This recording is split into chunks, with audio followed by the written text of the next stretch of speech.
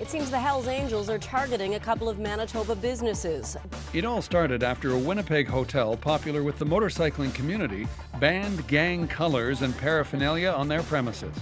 That didn't sit well with the president of the local Hells Angels chapter, who called for a boycott. And soon after, the social media campaign revved up. The Marion Hotel's Facebook page was targeted.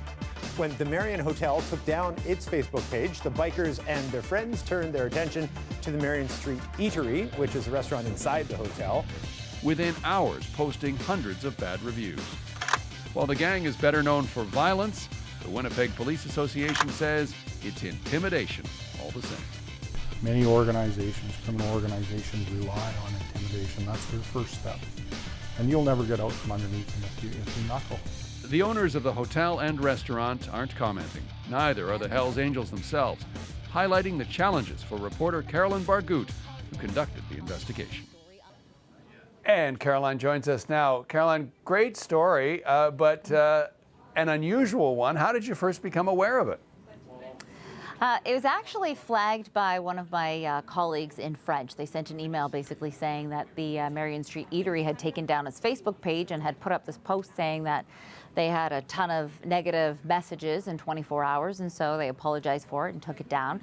So another colleague of mine was asked to make some calls, called the Marion Street Eatery. They didn't want to comment, and at this point, we didn't know what it was about. I was brought into it once another colleague, a producer here, had seen a post on Reddit that said that it was the Hells Angels and that the Hells Angels were upset. And then so I was asked to look into it. I did, and then you know the rest of it. I mean, it's a very interesting story, and everybody I talked to about this laughed when I said, "Had you heard the Hells Angels were, encouraging members to post one-star reviews?" And people went, "Come on." I went, "No, really."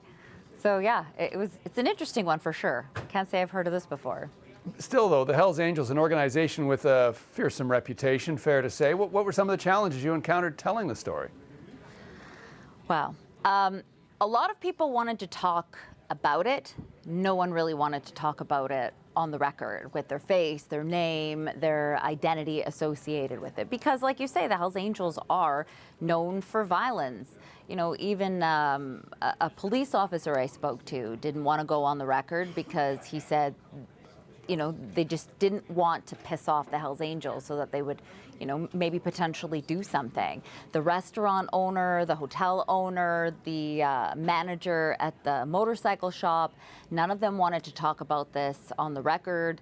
Some of the experts even that I was talking to, would say a lot of things off the record, didn't want to actually go on the record. Usually a story like this, if you see something, on social media, you see something online, you could usually get it done within a day, make a couple calls, someone will talk, someone will be upset about it. This story took about a week, I'd say, to get people actually on the record. And it kind of speaks to the Hells Angels and the reputation. You alluded to, though, the almost humorous reaction to people finding out this is the way they were fighting back, online trolling effectively. What is the larger reaction you've had to this story?